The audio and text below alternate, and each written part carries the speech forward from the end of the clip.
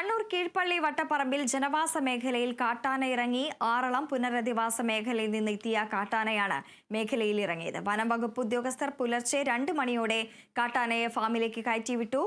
Hanging fencing ഉൾപ്പെടെയുള്ള ആന പ്രതിരോധ സംവിധാനങ്ങൾ ഈ മേഖലയിൽ ഒരുക്കിയിരുന്നു. കാട്ടാനയെ പുനരധിവാസ മേഖലയിലേക്കല്ല, വനത്തിലേക്കാണ് വിടേണ്ടതെന്ന് നാട്ടുകാർ പറഞ്ഞു.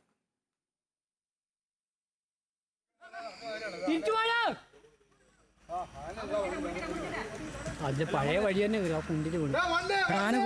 ആന വീണടാ. എടാ അതിന്റെ ചൂണ് എന്തോ പറ്റിയടാ. എടാ എന്തോ പറ്റിയടാ. ആ ചോരയുണ്ട്.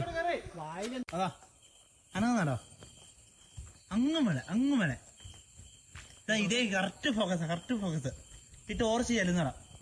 കണ്ടോ ആ റബ്ബറിന്റെ ഇടയ്ക്ക് മൂവ് ചെയ്യുന്നുണ്ടോ? ഫുൾ കവറേജാ.